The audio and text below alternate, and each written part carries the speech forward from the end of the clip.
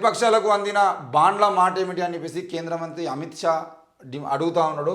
ఇది ఎంత హాస్యాస్పదం అంటే, అవును భయ్, మా బీజేపీ పార్టీకి డబ్బులు అందినాయి, మంచిగానే ఉన్నాయి, మేము కోట్లాది రూపాయల డబ్బులు తిన్నాము, మేము తిన్నది పక్కన పెట్టి ప్రతిపక్షాలు తినలేదా అని చెప్పేసి ఈయన 100 రూపాయలు తింటే 5 రూపాయలు తినటువంటి ప్రతిపక్షాల గురించి మాట్లాడుతూ ఉన్నాడు. 95 రూపాయలు తిన్న ఈయన గురించి మాట్లాడడం బంద్ చేసి 5 రూపాయలు 2 రూపాయలు 1 రూపాయి తినేటువంటి ప్రతిపక్ష పార్టీలు ఏమైనా ఆ పార్టీకి తినలేదని అడుగుతా ఉన్నాడు.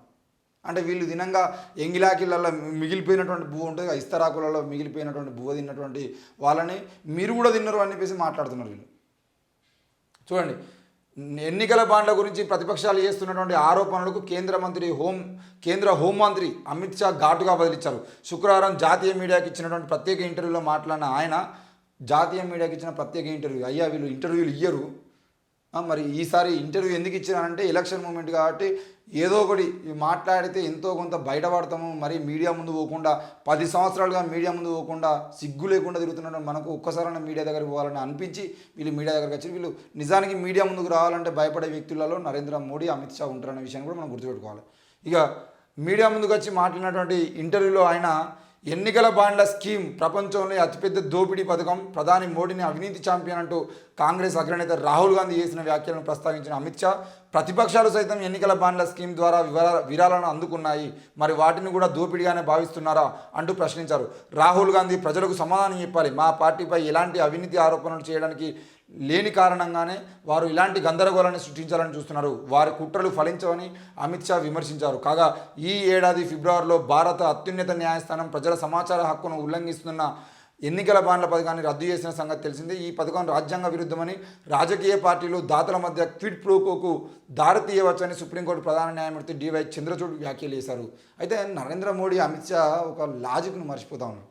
ఈరోజు ఎన్నికల బాండ్లకు సంబంధించిన విషయంలో ఏ పార్టీ, ఏ ప్రతిపక్ష పార్టీకి ఎన్ని డబ్బులు వచ్చినాయి, మీ పార్టీకి ఎన్ని డబ్బులు వచ్చినాయి అనే విషయం పక్కన పెట్టేదంటే, మీరు చేసిన కుట్ర ఏంది అని అంటే, ఈ దేశంలో ఎవరైతే అవినీతి చేస్తున్నారో ఆ అవినీతి వ్యక్తుల మీద మీరు దాడులు చేయడం, ఈడీ పేరులతో లేకపోతే ఐటీ పేరుతో, సిబిఐ పేరుతో దాడి చేయడము, దాడి చేసిన తర్వాత దాడి చేసినటువంటి సంస్థలు ఏవైతున్నాయో అవి 100 కోట్లు 200 కోట్లు. ఇప్పుడు ఫర్ ఎగ్జాంపుల్ తెలంగాణలో కల్వకుంట్ల కవిత గారిని లిక్కర్ స్కామ్లో అరెస్ట్ చేసింది బీజేపీ పార్టీ క్లియర్గా. ఎందుకనంటే ఈడీ, సిబిఐ అని మాట్లాడుకోవాల్సిన అవసరం లేదు, ఈ దేశంలో ఉన్నటువంటి ఈడీని, సిబిఐని పూర్తిగా నడిపిస్తున్నది బీజేపీ పార్టీ అని చెప్పేసి ప్రతిపక్షంలో రాహుల్ గాంధీ కానీ, ఖర్గే కానీ, ఈ దేశంలో ఉన్నటువంటి ప్రతి పౌరునికి అర్థమైపోయింది.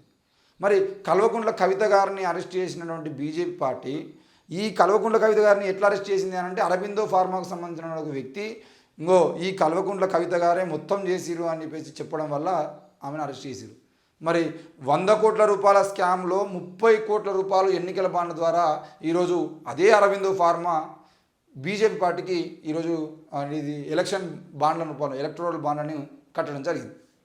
మరి 100 కోట్ల రూపాయల స్కామ్లో కల్వకుంట్ల కవితను అరెస్ట్ చేసినప్పుడు అందులో 30% మీరు కమిషన్ తీసుకున్నారు, మీ పార్టీ ఎన్నికల బాండ్ల రూపంలో తీసుకున్నది కదా, మరి ఆ 30 కోట్ల రూపాయలకు సంబంధించిన విషయంలో మీరెందుకు దోషులు కాదు? ఇట్లా ఒకరా ఇద్దరా? ఈరోజు ఏంటి, కాళేశ్వరం పథకం తీసుకున్నట్లయితే కాళేశ్వరాన్ని కట్టినటువంటి మెగా సంస్థ ఏదైతే ఉందో, మెగా సంస్థ ద్వారా మీరు దాదాపుగా 100 నుండి 200 కోట్ల రూపాయలు ఈరోజు మీ పార్టీ తీసుకోవడం జరిగింది. ఎన్నికల బాండ్ల రూపంలో తీసుకునేవి 100 కోట్లు, అన్అఫీషియల్గా తీసుకునేవి కొన్ని 100 కోట్లు. మరి ఈరోజు 100 కోట్ల రూపాయలు మీరు కాళేశ్వరం స్కామ్ ఏదైతే ఉందో ఆ 1,00,000 కోట్ల స్కామ్లో మీరు 100 కోట్ల రూపాయలు అఫీషియల్గా ఎన్నికల బాండ్ల రూపాయలు తీసుకున్నారుగా. ఇట్లాంటివి ఏవైతే ఉన్నాయో మీకు ఇప్పుడు కమ్యూనిస్ట్ పార్టీలు ఉంటాయి, కమ్యూనిస్ట్ పార్టీలో హైదరాబాద్లో ఒకటి కమ్యూనిస్ట్ పార్టీ ఆఫీస్ కడతాము, మన ప్రింటింగ్ ప్రెస్ కడతాము అని చెప్పేసి తలా రూపాయి డబ్బులు ఇవ్వని అని అంటే 100 రూపాయలు, 500, 1000 రూపాయలు, 10,000 రూపాయలు అని చెప్పేసి ఊరూరు తిరిగి కార్యకర్తలు డబ్బులు వసూలు చేసుకొచ్చిందంటే ఈరోజు ఒక భవనాన్ని కట్టుకున్నటువంటి పరిస్థితి ఉంది. ఇప్పటికీ కమ్యూనిస్ట్ అంతెందుకండి, కాన్షీరామ్ లాంటి మహామేధావి ఈరోజు బీఎస్పీ పార్టీని స్థాపించినప్పుడు ఆయన ఎక్కడి పోతే అక్కడ జోలో పట్టుకొని మీరే డబ్బులు ఇవ్వండి, మీరే ఓటేయండి అని చెప్పేసి ఊరూరు తిరగకుండా ప్రచారం చేసుకుంటూ ఆయన చేసిన ప్రచారం ఏదైతుందో అది ఇప్పటికీ బీఎస్పీ నాయకులకు అదే స్ఫూర్తి, ఇప్పటికీ బీఎస్పీ అదే స్ట్రాటజీని వాడుతూ ఉంది. మరి అట్లాంటి క్రమంలో వాళ్ళు ఆ కాంచీరామ్ గారు కోట్ల రూపాయలు సంపాదించినా కూడా దానికి ప్రజల నుండి కానీ ప్రతిపక్షాల నుండి ఒక మాట రాదు. ఎందుకనంటే ప్రజలు స్వచ్ఛందంగా వాళ్ళు ఇచ్చినటువంటి డబ్బులు అవి. మీలాగా దొంగతనంగా మీరు ఈడీ కేసులు పెట్టి సిబిఐ కేసులు పెట్టి భయపట్టించి ఎన్నికల బాండ్ల రూపంలో ఆ డబ్బులు మొత్తాన్ని మింగాలనే ఆలోచన చేసినటువంటి మీ పార్టీకి మిగతా పార్టీలకు తేడా ఉంటుంది. ఈరోజు టీడీపీ పార్టీకో జనసేన పార్టీకో లేదంటే కాంగ్రెస్ పార్టీకో లేదంటే ఇంకో పార్టీకో ఏదో ఒక పార్టీకి చందాలు వచ్చినాయి అని అంటే బరాబర్ బీజేపీ కాంగ్రెస్ పార్టీలు ఈరోజు దేశంలో అవినీతి పార్టీలుగా దేశం మొత్తం తెలుసు. అయితే మీరు అధికారంలో లేకపోతే వాళ్ళ అధికారంలోకి వస్తారు. వాళ్ళ అధికారంలో ఉన్నప్పుడు అవినీతి పెరిగిపోయిందని చెప్పేసి ప్రచారం చేసి మీరు అధికారంలోకి వస్తారు. దానికి కొంతమంది మహా ఏంటి నేటి తరం గాంధీ లాంటి వాళ్ళు కూడా దానికి సపోర్ట్ చేస్తారు. అదంతా మనకు తెలిసిన విషయమే. ఇకపోతే మీరు అధికారంలో ఉన్నప్పుడు కాంగ్రెస్ ఏమంటుందంటే మతోన్మాదం పెరిగిపోయిందని చెప్పేసి మిమ్మల్ని పక్కన పెట్టి కాంగ్రెస్ అధికారంలోకి వస్తుంది. మీరిద్దరూ కాంగ్రెస్ బీజేపీ అనేది ఆర్ఎస్ఎస్కు రెండు కన్నులు లాంటివి. ఈ రెండు కన్నులు ఎప్పుడు కూడా ఒక పార్టీ అధికారంలో ఉండడం ఇంకో పార్టీ ఘనంగా పనిచేసి ఇప్పుడు రాహుల్ గాంధీ పప్పు అన్న దగ్గర నుండి రాహుల్ గాంధీ ప్రతిపక్ష నేతగా ఎట్లా ఎదిగిందంటే కాంగ్రెస్ అధికారంలోకి రావాల్సి వచ్చేటువంటి సమయానికి మళ్ళా అదే గాంధీ కుటుంబానికి సంబంధించినటువంటి వ్యక్తి ఎవరు పైకి వస్తారు. ఇది బీజేపీ కాంగ్రెస్ ఆడే డ్రామా అని అందరికీ తెలుసు. ఎన్నికల బాండ్లకు సంబంధించిన విషయంలో ప్రతిపక్షాల గురించి మాట్లాడే అర్హత బీజేపీ పార్టీకి లేదు. బీజేపీ ఎన్నికల బాండ్లని సాకుగా పెట్టుకొని లక్షల కోట్ల రూపాయల స్కాములు చేసినటువంటి దొంగల దగ్గర నుండి మీరు డబ్బులు వసూలు చేసిర్రు.